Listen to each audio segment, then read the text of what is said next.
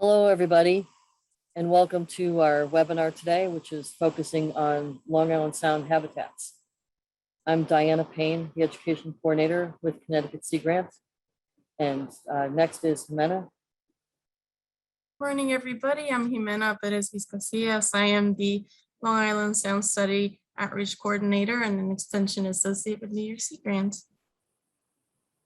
Hello, everyone. My name is Nicole Govert, and I am currently interning with Connecticut Sea Grant. I recently completed my master's in environmental science with a concentration in ecology, and my research focuses on using GIS techniques to analyze benthic community patterns in Long Island Sound. Hi, everyone. My name is Charlotte Berger. I am currently interning with New York Sea Grant. I am the Science and Communications intern. And right now I am a senior at Barnard College in New York studying environmental science. Great, thanks everybody. So you'll be hearing more from Charlotte and Nicole shortly. Just to kind of kick it off for you today, the webinar today is brought to you by funding through the EPA Long Island Sound Study, which is one of 28 national estuary programs across the United States. It is a partnership dedicated to restoring, conserving, and protecting Long Island Sound. Through the Long Island Sound Study funding, Connecticut and New York Sea Grant programs administer the Long Island Sound Mentor Teacher Program.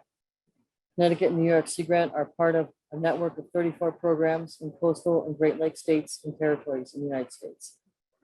The Long Island Sound Mentor Teacher Program was founded in 2002 to help educators incorporate Long Island Sound into curriculum and instruction.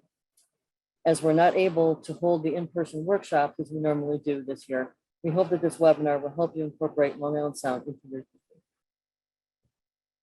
So just a few ground rules for you this morning. The webinar is being recorded. So if for some reason you prefer not to be part of the recording, make sure that your camera is off and that your name is removed from the window. Please keep your microphone off for now. There will be time for all of us to chat later on. We'll be doing a lot of the questions through the chat box, and we'll be monitoring that as we go through. So if you have resources or questions or comments, please put those right in the chat. If you need a participation certificate, please send us an email and we will send that along to you. And at the end of the webinar, afterwards, we will send you the evaluation and we'll send you some resources that are relevant to this as well. When we do the next section, when Nicole and Charlotte are talking about the StoryMap resource, it probably would be best if we turn off our cameras so that the bandwidth isn't an issue for the recording and the webinar. And then just a brief overview of today's agenda. Obviously, we're in the introduction, so we'll hop right into the Long Island Sound Habitats story map right after this with some questions and answers. And then at 10:25, we'll break out into some groups based on grade band levels. So elementary, middle, and high school will be the breakout groups. If you're not currently a teacher, select the one that is most relevant to what you are doing or which one you would like to be in. And we'll have some discussion about resources and how you can use the story map in your classroom and breakout groups. At 10:35, we'll have an expert panel. That should be a really interesting and exciting panel for you all to enjoy. And we plan to adjourn at 11. And so Jimena will drop a link in the chat for you to help select a breakout group. So please do that. While we're getting ready for the story map, and I will turn it over to Nicole and Charlotte. Okay, let's get started with one of the main events. Okay, so I'm going to start talking about the story map. Before I do, please know if you have any questions, you can just drop them in the chat, and we'll answer them in like a brief 5-minute question and answer period at the end of this little presentation. But we're actually going to start with a poll just because we are using story maps and I just want to get a better understanding of the level of experience that everyone has.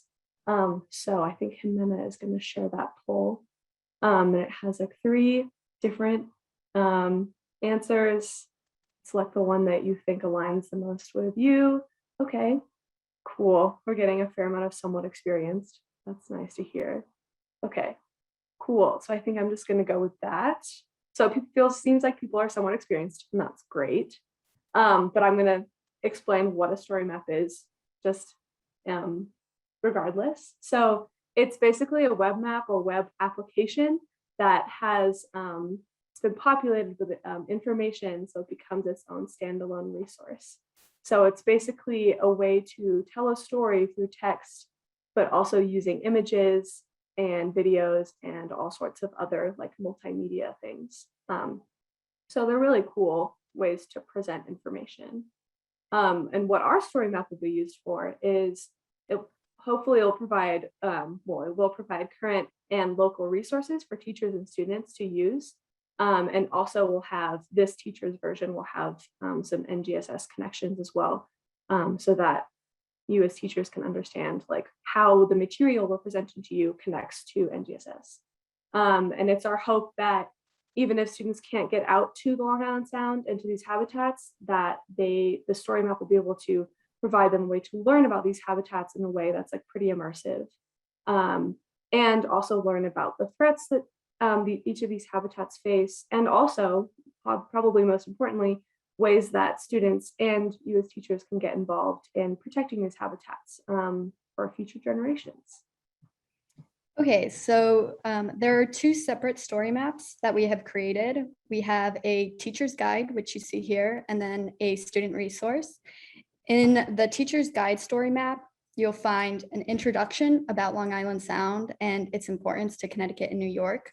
And then you'll find sections on coastal grasslands, salt marshes, beaches, rocky intertidal flats, submerged aquatic vegetation or SAV beds, and Sorry to interrupt. I'm noticing, I think the screen is paused.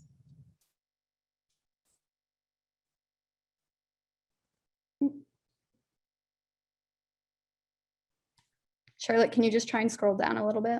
Okay, totally. There you go. There you go.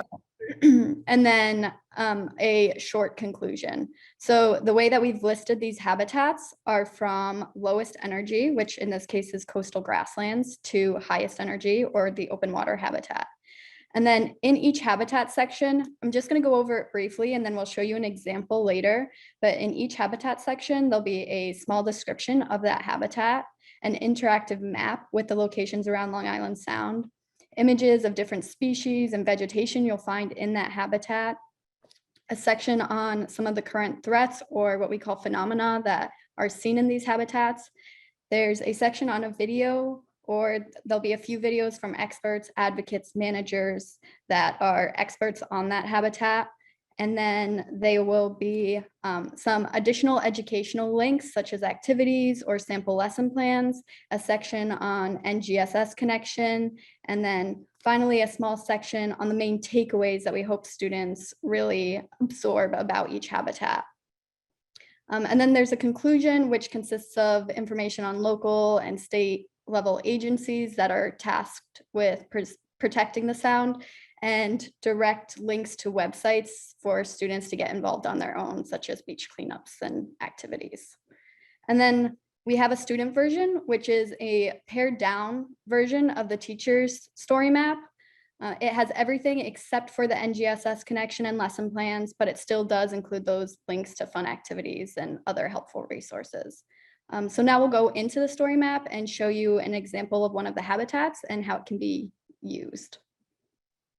Okay, so this is the introduction of the teacher version that I've been showing. But the first thing I mentioned is that we have this nice little bar at the top where you can navigate between the habitats. It's very convenient. It's like a table of contents. But we're actually going to go to salt marshes. So here's that little introduction that Nicole was talking about. It basically introduces what salt marshes are, a brief discussion of some things that are going on in salt marshes. And there's quite a fair amount of text here, but this is for the teachers to read. And then we're going to go into the actual like pictures of the habitats. So how we have it organized is we have this larger map of Long Island Sound here, and then we have all these little numbers are the different habitats or examples of habitats we have. And so you can click on any of them out of order but we're just going to scroll through. And if you just scroll down on your own, you're just going to scroll through the habitats in order. So we're going to jump to 2, which is Rocky Neck State Park, Salt Marsh in Connecticut. And then some of them, hopefully most of them, will have more images. You can click through them. And also this little eye up here, all of the images are attributed. So they're all credited. So you can just hover over this eye and it will show you who took the picture. And another cool thing with these is that you can click, it'll like show a little zoom thing. You can click on that and the picture will zoom in. So you'll have a better resolution image. And then to zoom out, you can just click anywhere and it'll just take you back where you were before. And so if you scroll through, take you around all the habitats. We're going to keep going and then jump to New York. Here's some little video of the Marshlands Conservancy Salt Marsh in Rye. So nice, lovely images. And then once we're out of here, we're going to get to the part where there are some images of species and different plants. All of them have really nice figure captions. Let's go to the second one. So these are some gulls. There's some glasswort, then a fiddler crab, of course. And then a lot of the captions have some have interactive elements where it's like, oh, what's down that hole? Or there's one where it's discussing like the mutualistic relationship between deer and egrets. So there's a lot of places where they're like teaching moments, which are really nice. Then more videos and stuff. And then we're going to get down to the text on threats. And so we wanted to focus on different like observable phenomena happening in each of these habitats that are like threatening the habitat. So for this one, we chose invasive species. And the 2 that we picked were Phragmites and pepperweed. And so because they generally have pretty high impacts on salt marshes in and around Long Island Sound. Then we have this image. There's a deer in here. If you can spot the deer, please put it in the chat if you want to participate in this, but it's in there somewhere. And if kids can't find where it is and they get frustrated, there is an answer. It's at the bottom, so no worries. And then more threats, more text on that. And then we get to some of the expert videos that Nicole is going to discuss. Yeah, so next is the videos from experts. In this section, we have a video or sometimes 2 videos from experts or researchers who are versed in one way or another about the habitat. So for example, here is a video of Roger Wolfe, who works for Connecticut DEEP on managing Phragmites. And then right below that is another video from the Long Island Sound Invasive Species Management Area on pepperweed, which is an invasive species in New York. And each video is about 2 to 4 minutes long, so they're relatively short. And we did this one so that you could watch the videos a few times with students. So one way to use this is to watch the video without, just watch it one time all the way through and then come together as a class, take some notes, ask questions, and then watch the video again. And because they're so short, you can watch them as many times as you want to get as much as you can out of that video. And then after that is the additional educational, after that is our activities section. In the activities section, there's just a quick activity that connects back to the, whatever habitat that we are on. So for salt marshes, as this says, is if students have access, just go for a quick walk on the salt marsh and see some of the things that you observe. And then other sections, there'll be some activities that connect back to some of the videos or images that are up further in the StoryMap. And then after that section, we have our additional educational links. So you can just simply click on any of these links and they will open up different activities or informational resources that are associated with the habitat. So if, for example, Charlotte clicks on click more to learn about Phragmites, a Connecticut DEEP poster on Phragmites will open up and it can be used to learn more about the invasive. And as I said earlier, you can see from the subheadings that there is in the teacher version, there is a subheading with sample lesson plans or lesson plans that's included in this. And you can click on those lesson plans to be used in the classroom. but in the students version, that subheading is not in that version.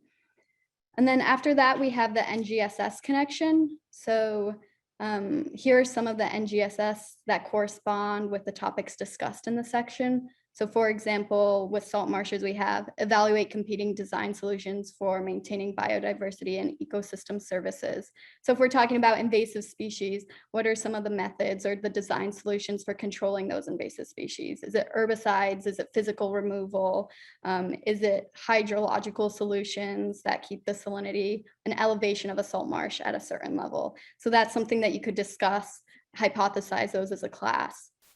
And then after that, we have our main takeaways.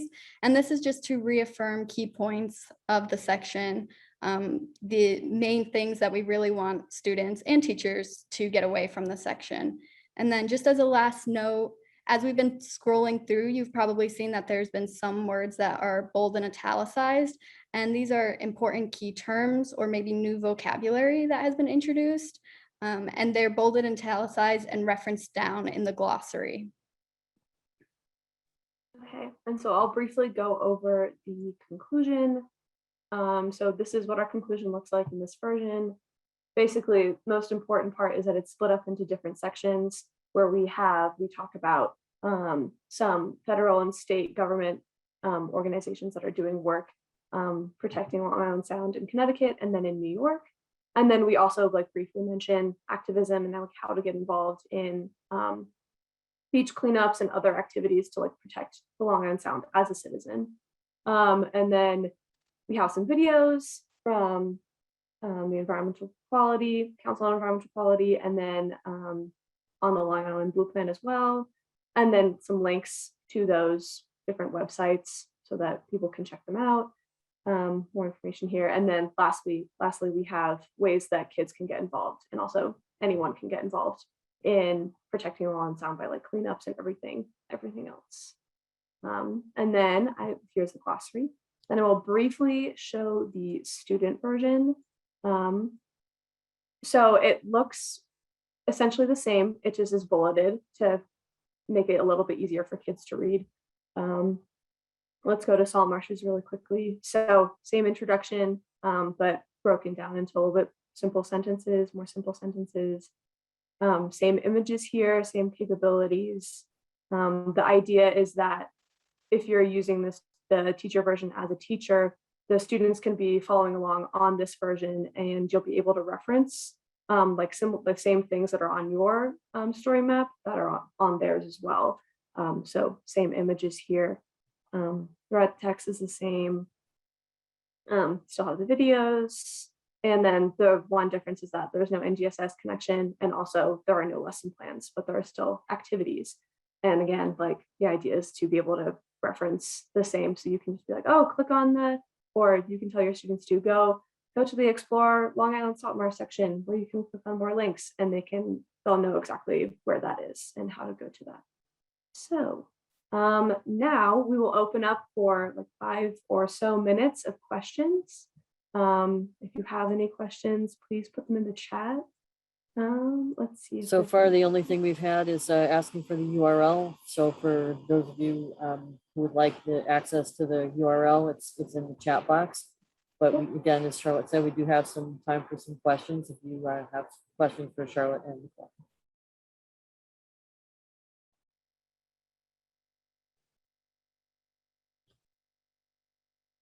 While we're waiting to see if other questions come in, Charlotte, why don't you show them some of the other Rocky Under Tidal or beaches or other sections? Yeah, we can just go down to beaches. Here we are. We can go through some of and what's really cool about all of this is that it's very much you can zoom in, zoom out. Really nice capabilities here.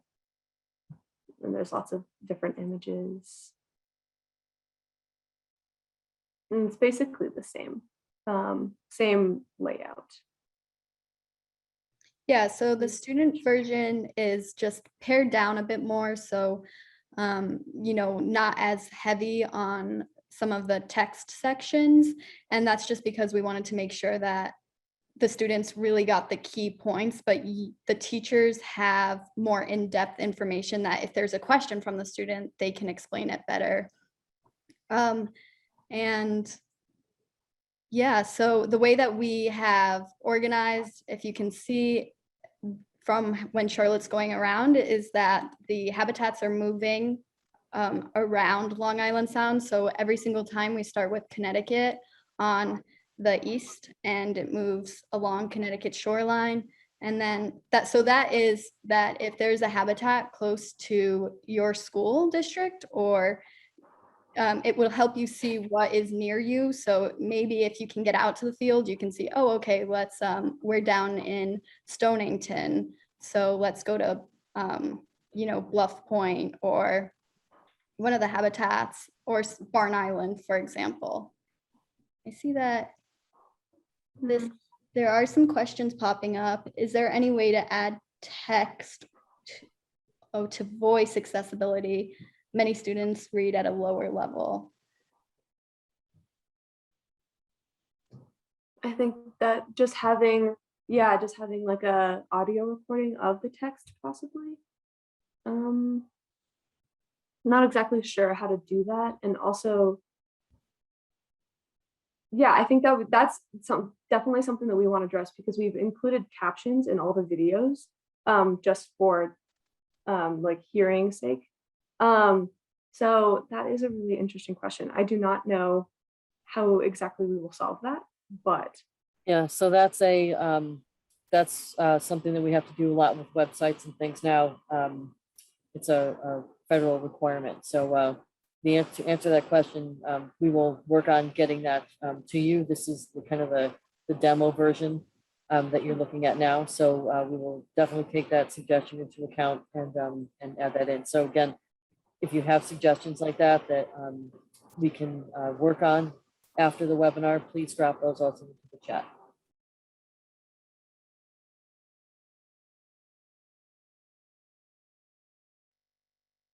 Welcome back, everybody. I hope that you found the breakout rooms helpful. You had some fruitful discussions in there. We got a few suggestions on some NGSS connections and some other resources, some videos from some other organizations. So please do continue to share those as you go through the story maps, the teacher and the student versions. Please email us with any other comments or questions or anything that you might have that we can do to make this better. Okay, so with that, I'm going to turn it over to Nicole for the expert panel. Okay, great. So first of all, I'd just like to thank all of our panelists for being here and taking time out of your day. For our participants, our webinar participants, just as we did, please keep all your questions in the chat and we'll sort through them and get to as many as we can. And if you have a question that you want directed towards one of the panelists, if possible, include their name and we will direct it towards them. So to begin with, I'm just going to ask each of our panelists to give a brief 1 to 2 minute introduction of who they are. So Roman Zajac, would you like to start? Sure, I'll start. I'm Roman Zajac. I am a benthic ecologist and also I work on salt marshes. I have a lot of experience working on the Long Island Sound sea floor, both in deep water habitats and in intertidal areas, as well as salt marshes, as I said before. Perfect. Joshua Idjadi.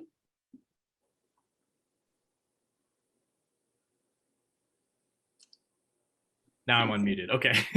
All right. I'm Joshua Idjadi. I'm a professor of biology at Eastern Connecticut State University. Most of my expertise, I'm a community ecologist, but most of my work has been on coral reefs. And a lot of my experience that I bring to Connecticut coast is teaching marine ecology to college students. And some of my students have done some work on invasive species on Connecticut coasts. Also, I did my postdoc on fisheries ecology and how liquid natural gas ports influence fish populations in Mass Bay. So it's sort of a similar place. And that's me. Thank you. Roger Wolfe. Yes, good morning. Roger Wolfe, Connecticut DEP, DEEP. I'm the mosquito management coordinator and a wetland restoration biologist. I've been doing this work in Connecticut for about 23 years now.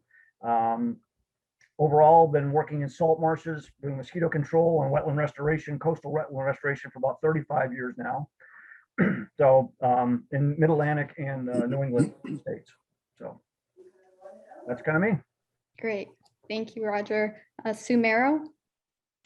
Hi, I'm Sue Merrow. I think I've been involved with a number of environmental organizations over many decades, but I think the most relevant one for this project is that I was the chairman of the Council on Environmental Quality, which maintains a remarkable 40-year database of indicators of all kinds of environmental indicators, many of them very, very relevant to Long Island Sound. So that was my contribution to the effort here.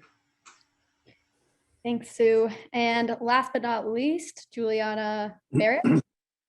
Hi, good morning, everyone. Juliana Barrett. I'm with Connecticut Sea Grant and University of Connecticut. I'm an extension educator, and my background's in plant ecology. I work on coastal habitat restoration and management, and I co-teach a course on climate adaptation at the University of Connecticut. And I've had the pleasure of working with many of the other expert panelists over the years. Thanks.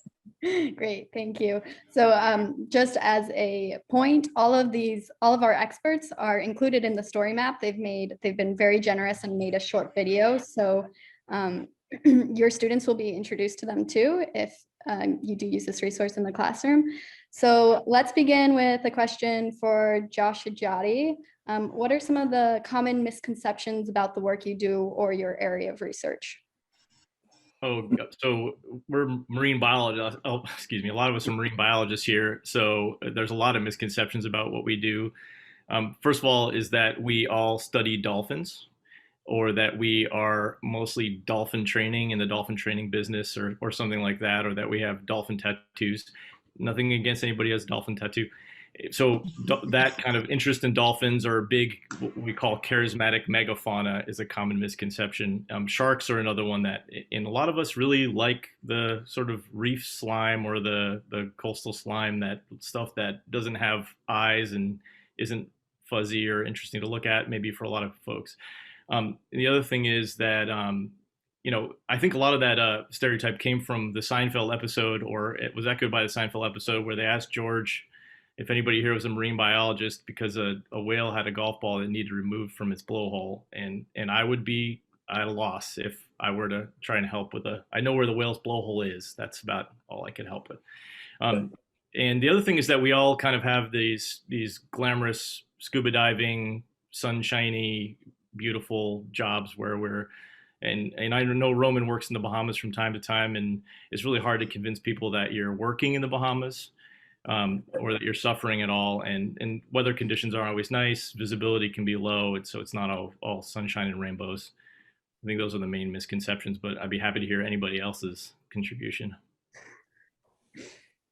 Well, I can agree with that sentiment, as I have never had more bug bites in my life than working out on the field and being as itchy as being on those salt marshes, or as I've been lucky to be in the Bahamas too. So we'll move on to our next question for Juliana. What do you foresee as some potential projects or research or ways to further beach restoration or things like that along the New England coast? I think students can really get involved in replanting of things like beach grass. There's so many opportunities, so many organizations, both private and public, towns, municipal, who are doing these beach replanting types of projects. Who knows what's going to happen this weekend with the hurricane coming up the coast. So always lots of opportunities there. And then I think there are some really exciting opportunities for students to be involved in measuring things like sea level rise and how beaches are changing over time. Yeah, great. I know that you do a lot with built environments and trying to protect erosion. So get students involved with that would be great. And I think that they would love that. Who doesn't like spending time on the beach? So let's move on to Roman.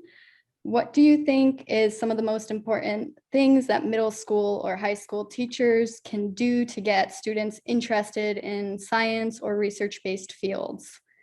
Is there something that can be emphasized? How do we make science more accessible? Well, I think the biggest thing is to go out into nature and be able to actually experience those oh wow moments.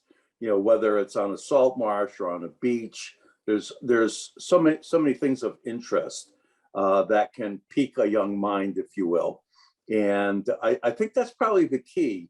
I know that my interest in marine biology came from being a kid at Rocky Neck State Park and looking at hermit crabs and like, oh, those are pretty cool. And so I think those kinds of moments are very, very important.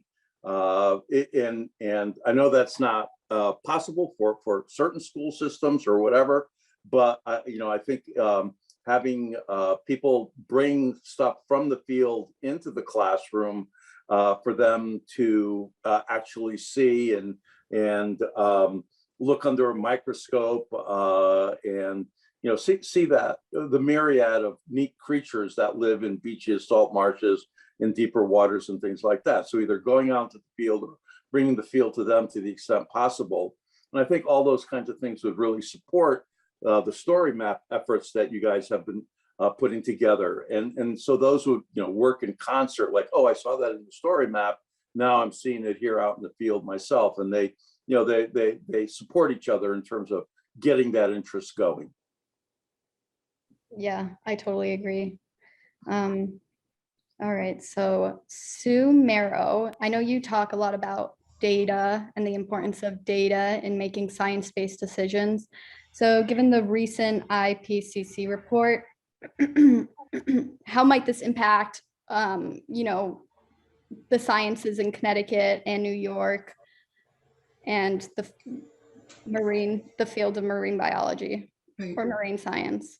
Well, once again, I think what the CEQ can contribute to this project is giving students a very accessible, very interactive, easy to use database of 40 years of data about what's going on in Long Island Sound.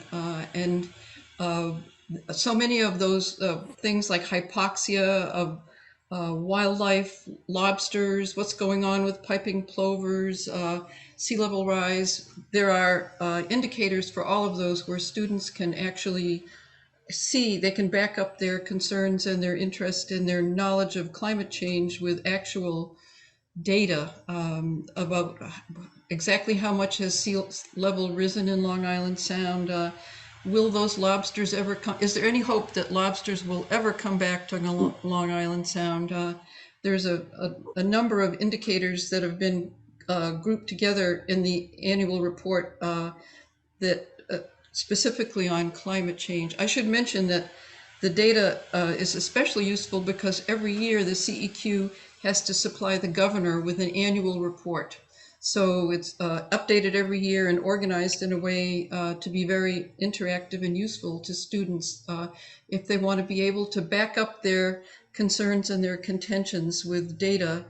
It's right there. I have to say that I do agree, however, with Roman that education, environmental education starts with a sense of wonder. If you can give a kid a sense of wonder, you launch them on the path.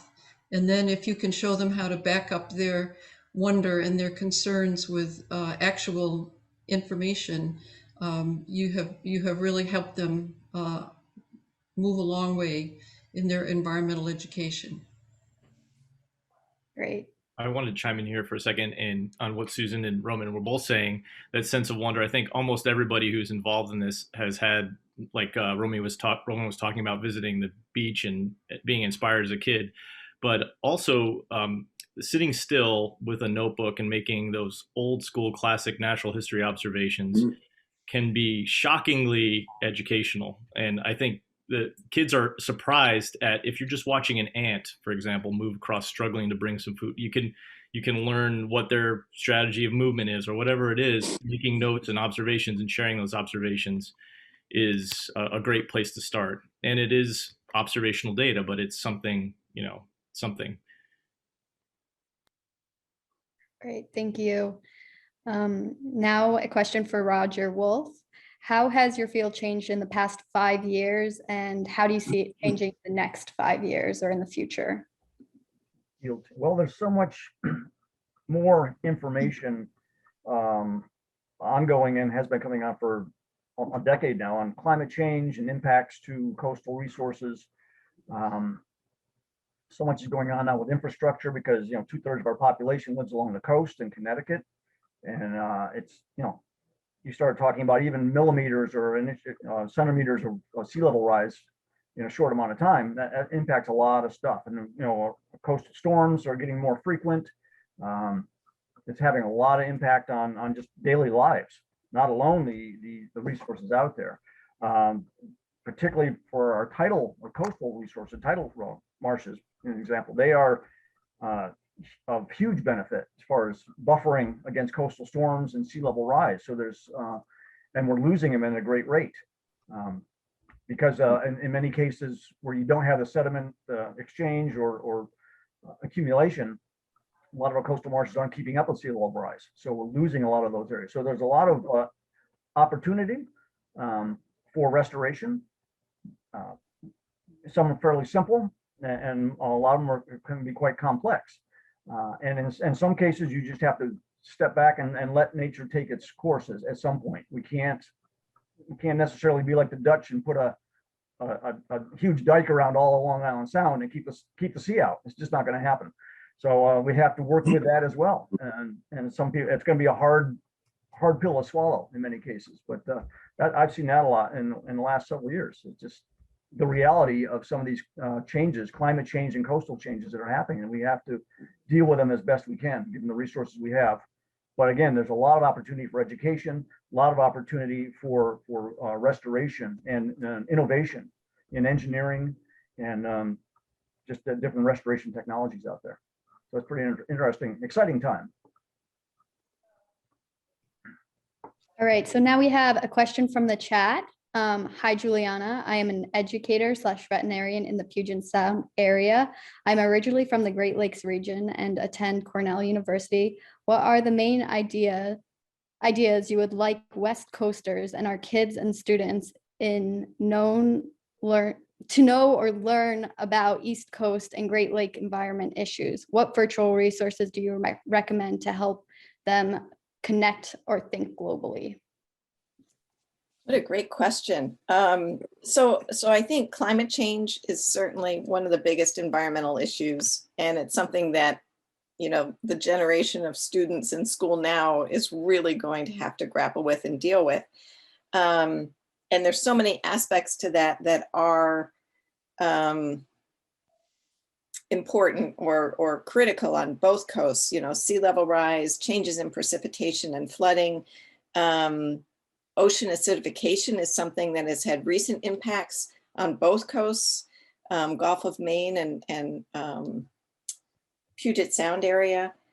And I think a lot of that information can be found on Sea Grant websites. So Sea Grant has a Great Lakes program as well as coastal programs. And I think the aquaria have some really great resources. Mystic Aquarium, New England Aquarium are good places to reach out to.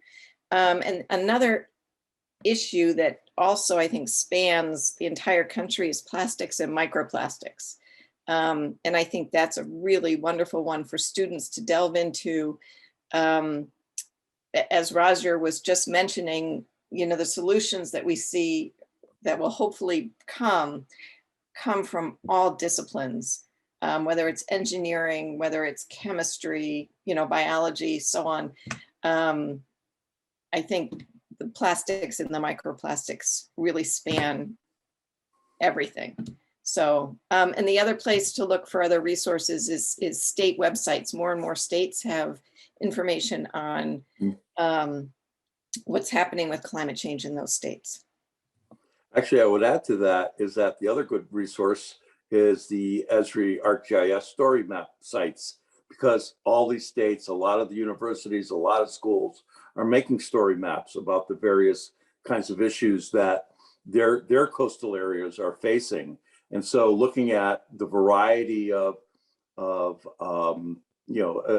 variety of issues that Juliana was mentioning, story maps on those issues can probably be found for a variety of coastal states, not only in the lower 48, but also Hawaii and Alaska and Puerto Rico and the Virgin Islands, et cetera. So that's another good resource. Great. And I think we have time for one or two more questions. So I'll open this question up to any of our panelists who want to answer it. What are Connecticut and New York doing to prepare for sea level rise?